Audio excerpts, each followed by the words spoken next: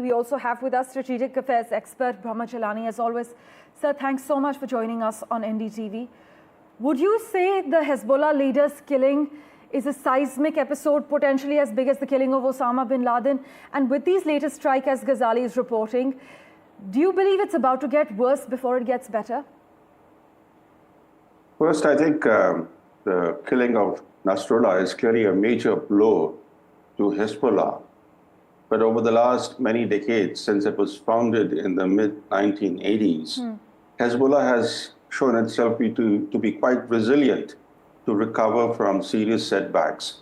It's always easy for a militant organization to replace its assassinated leader.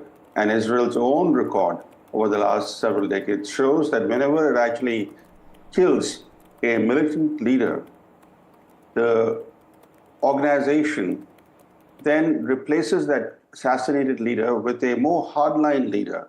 So we have seen this pattern again and again. The question now is that who in the top leadership of Hezbollah has survived these massive airstrikes that Israel has been conducted? Because if the top leadership has all been wiped out, then it will be very difficult for Hezbollah to replace Nasrallah, but also more importantly to reorganize itself as a potent organization to take on Israel, because Israel is now about to launch a ground offensive into Lebanon.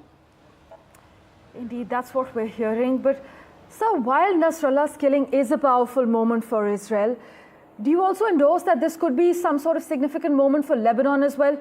Does it present an opportunity for Lebanon to loosen some of Hezbollah's iron grip on the country? We've been hearing that since the past few years, in fact, Hezbollah's influence has been dwindling.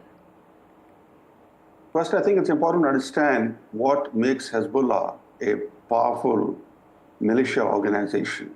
Hezbollah is not just a militia. In Lebanon, Hezbollah has created a state within a state.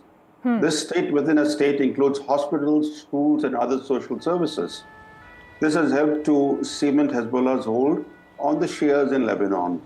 Nasrallah did not seek to impose hardline Islamic rules on Lebanon's Shia population, like veils for women. This has helped to keep Lebanon as a more liberal Muslim nation. Now, after Nasrallah's assassination, will Hezbollah change? Will it become a more conservative organization? Will it seek to inflict these hardline rules on women in the Shia areas of Lebanon? We don't know. But the issue is this, that Israel, on one side, is fighting an existential war, because Israel faces an existential crisis. Its very existence is being threatened by forces in its neighborhood, including the so-called axis of resistance, made up of Iran, Hezbollah, and Hamas. Yes. But the problem with Israel is that over the years, its decision makers have proved to be tactical geniuses. But on the strategic front, they have not been able to translate their tactical gains into strategic successes. Will Nasrallah's assassination become a pivotal moment that helps Israel to achieve enduring strategic success? We don't know. The unfortunate part about Israeli leaders is that they tend to focus on tactical gains, that is short-term gains. And this is often coming at the expense of long-term success. And this has only compounded Israel's regional challenges. If you see today, Israel is fighting wars on different fronts. A war against Hamas in Gaza, a war against Hezbollah in Lebanon, a war against the Houthis in Yemen, a war against the Palestinians on the West Bank, as well as a shadow war against Iran. Yes. And then with divisions in Israeli society widening, Israel faces a war within. This is a very divided, fractured society.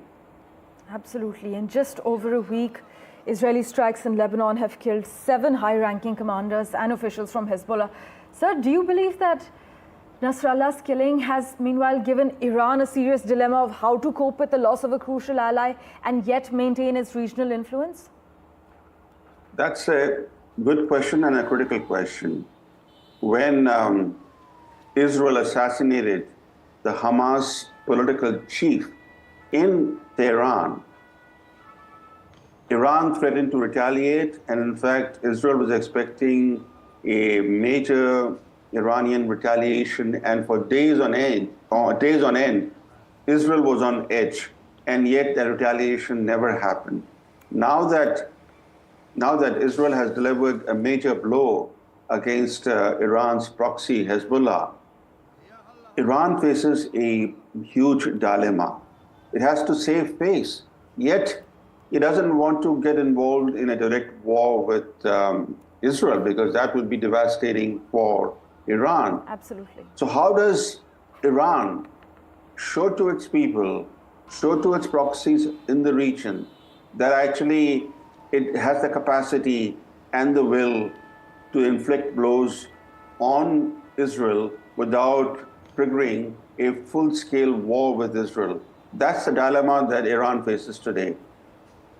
Well, crucial times ahead. Thank you so much, as always, sir, for joining us with your perspective. We will, of course, revert to you for regular updates as this conflict unfolds. For India, meanwhile, like its partners in West Asia, stability is the top priority, considering we have pending plans like the India, Middle East, Europe Economic Corridor, and for the purpose of energy security, too.